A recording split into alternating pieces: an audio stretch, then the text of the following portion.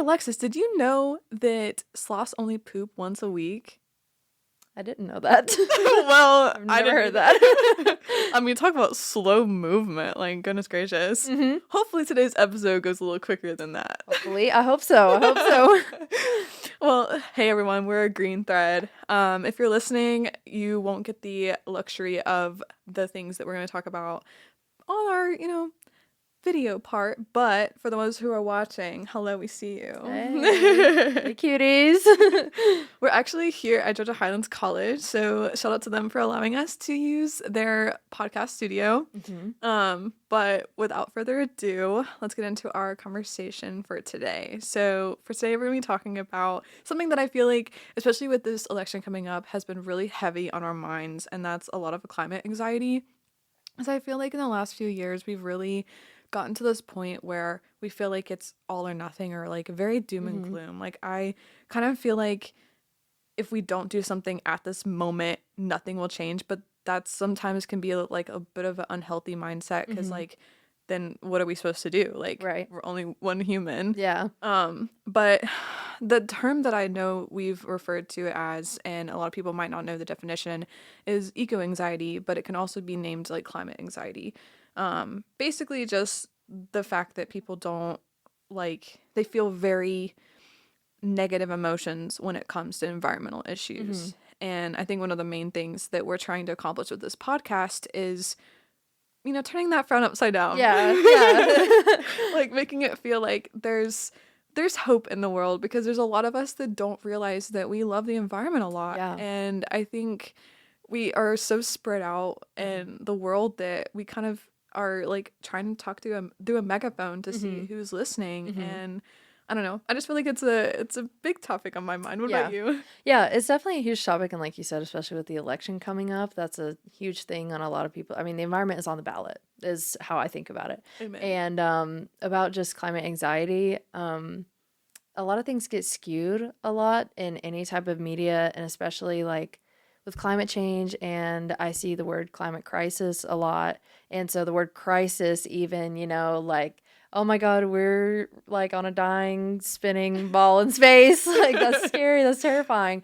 And I was talking to the professor the other day, actually, and she was like, I don't think we should, necessarily be doing that. And like, I get it for the mental health side. I don't think we should be consuming too much media like that. But at the same time, I think it's important that we do urgently communicate these messages and say, hey, we kind of do need to be worried about this. It's kind of a big problem.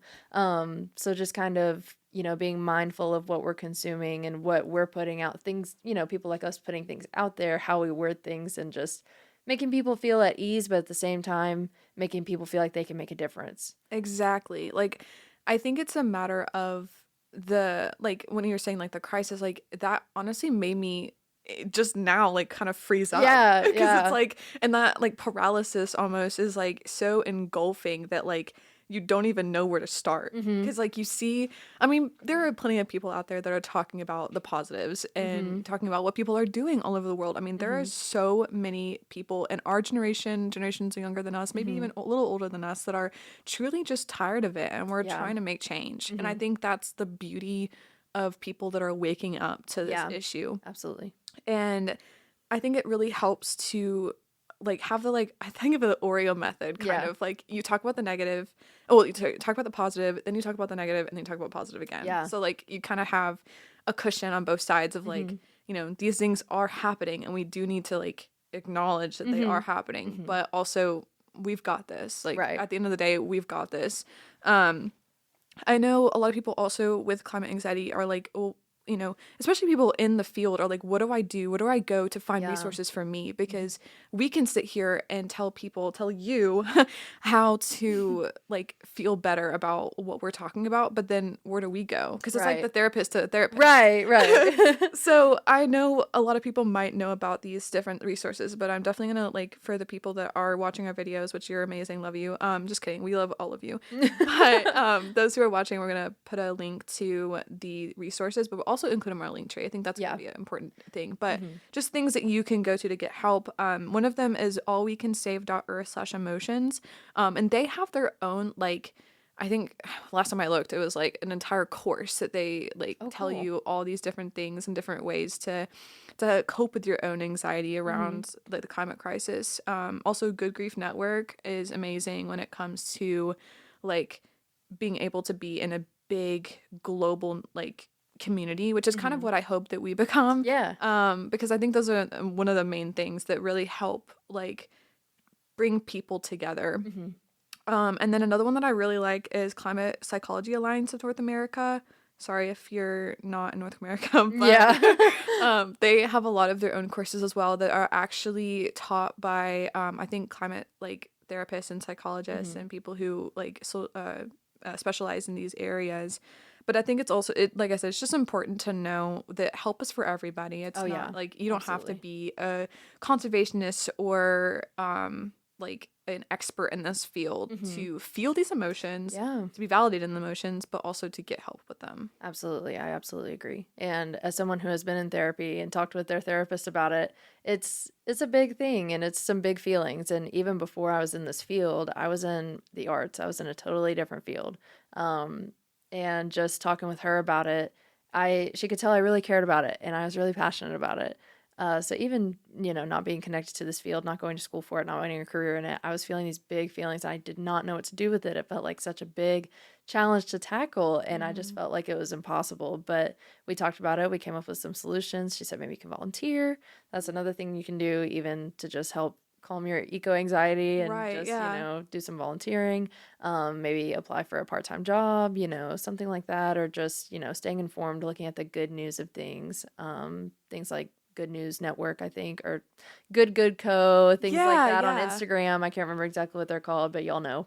Y'all find them. Things like that have really helped me personally too. Yeah, absolutely. And like going off of that, like I said, with the generations that are starting to kind of wake up and realize the issue, I think that they're also the ones that are starting a lot of like different clubs and Yeah. like different organizations that focus on these. I know specifically, this is going to shout out a couple of colleges in Georgia specifically, but Kennesaw State University had a few eco-conscious, if you will, like clubs. I started one, not to boast, but it was more for like wildlife, which is very important. We'll talk about that in future episodes. But just to talk about how we can make a difference and how other things rely on us to make a difference. But going off of where we are now, we have Green Highlands at Georgia Highlands that talks about like environmentally conscious decisions and sustainability. But I think that that's just a very like global, if you will, like Yeah. thing that's happening. When activists just step up and are like, let's do this thing. Let's get it Yeah. done. Let's get it done. Yeah, definitely. And I've seen even, people like Greta Thunberg, she's a Right. very big face in climate activism, and even some celebrities have donated or done other things speaking out about the climate. And I haven't done specific research recently, but I do know one of the most recent things I saw, which this isn't necessarily environmental, but it could be, Uh-huh. for Charlie XCX and Billie Eilish's music video for Guess, they used like a lot of bras and underwear and like clothes, all these new clothes, and they decided to donate it all afterwards Oh instead of wow. just, using it for the video. It's not like they were wearing all of them, they were just using them for the video, and it was really cool to see that they decided to donate it, because they could have just thrown it away or given it to someone else, a manager or somebody, and been like, do something with this. I don't care. Yeah. But they decided to be intentional with that and donate it, so that way it's not going to cause problems environmentally, because that could have turned into a huge environmental problem. Right. Yeah. I mean, like, heck, the amount of like clothes that go to like different landfills and everything that never see the light of day. Well, technically Yeah. the light of day, but like the Yeah. closet. Not in a good way. Yeah. Yeah. It's just crazy. And people don't realize it. All they think is, oh, well, if for like holiday, they'll be like, oh, let me get a costume for this, or let me get Yeah. some new clothes for this. And they don't think about where those clothes end up after Right. they're done with them. Right. Because we don't like stay the same size our whole life. We Right. don't love the same things our whole life. Absolutely. But I love that you brought up like different activists that are like better known, like Greta. I also know there's one called Elizabeth Wendrow Watuti, and it's not obviously in North America, but she's a big activist for her her culture, and I really loved the fact that like you don't have to like strictly know what the subject is to have a passion for it, and it doesn't matter where you are in the world. There's somebody everywhere that loves the planet, and amen to them, because yes, we need more. We need our baddies around the planet. Please, if you're in another country, please, we're begging you, speak up, be that person if you can. Yeah, because I mean, like, there are really vulnerable communities there, and I think like they don't get enough highlights with the issues they face, because those issues are, I mean, yes, there are a lot of problems here that we can, you know, personally feel, but I think they get the like worst of it and the most like volume of it in like personal experiences. And I don't know, it feels very, that's one of those doom and gloom things where you're like, okay, then, you know, if they're really having it bad, then how do we help them? And there are different resources for that. And I have to definitely link those because I don't have them right now. But I think that that's important to also highlight that there is, like I said, there's help for everybody. Oh yeah, around the world especially, and just thinking about the state of different countries, for example, the United States versus maybe China or Italy or whatever, any other country in the world. Because we don't all have the same resources, we don't all have the same funding, we don't all have the same policies. It can get really a tangled mess talking about all of it because there's a lot of different directions that it can go. But especially thinking about in the sense of a developed country versus developing countries, and just trying to, the people in developing countries trying to kickstart an environmental movement, that must be so difficult, because talking about environmental justice is having, you know, your basic needs met before you can kind of care about the environment. Right. And that's a luxury that we don't really realize. Like, okay, I have clothes on my back, I have food in my stomach.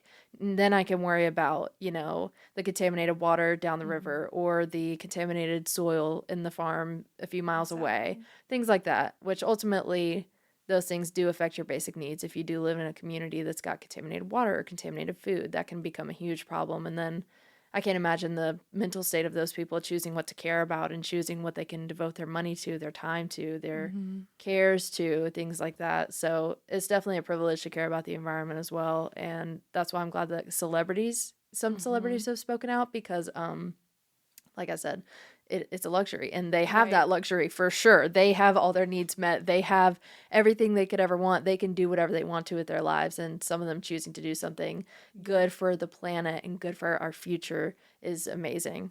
Exactly. And I feel like it really shows their mindset on like life, because I feel like a lot of, like, especially a lot of people that get fame super young, you know, they're getting all this money and they're like, oh my God, I'm set for life. And they don't think of, well, I have enough and more for me. How can I help other people? And those specific celebrities, like, thinking, oh, well, they had to go through this mental checklist of the things that they need and somebody else and the planet, and just like these simple solutions that they have that are ultimately impacting everybody else. And like with Billie Eilish, speaking of the music video, she also has an entire album that has, you know, hints at climate change and different things, which, by the way, our trailer backtrack is one of her songs talking about climate change and California wildfires. So love you, Billie. Billie, watch us, please.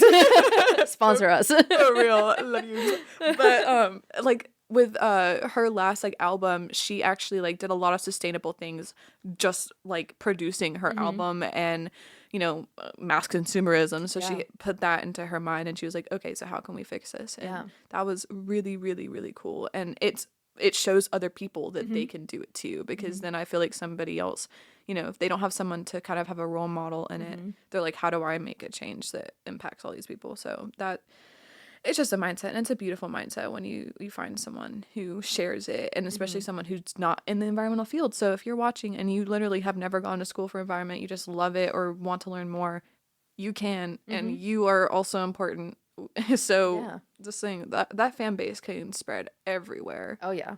But and then I also know for those who are Titanic, well, I know he's been in other films besides that, so don't come at me. But specifically, like Titanic lovers, Leonardo DiCaprio does a lot of environmental things, and I think he's not as loud about them. I mean, he's loud of like what he's passionate about or what issues are going on, but you know, he's not really big in front of the camera. Same with like Ian Somerhalder for the Vampire Diaries fans. He's also really big, you know, environmental advocate, and like they have the platform to do change. Absolutely. Yeah. So I think that's really important for someone with that big of eyes on them, like to make a step. Yeah, for sure. And I think more celebrities should be doing that, you know? And Agreed. Leonardo DiCaprio, that's a big name, and especially for a lot of older generations, because maybe people younger than us, I'm not sure, you know. Right. I mean, people of all ages watch all movies, but I don't know. I'm not a huge movie watcher, so I'm like, I don't know. You know, I know Leonardo DiCaprio, but when people younger than me know him, don't know. But that's really important for capturing all ages, all audiences, everything like that, getting every age range of celebrity, you know, from even YouTubers, things like that. Like YouTubers are probably more popular among people our age or a little bit younger than us versus a movie star maybe. So all types of influencers, I think it's good to have them speak out about it. Agreed.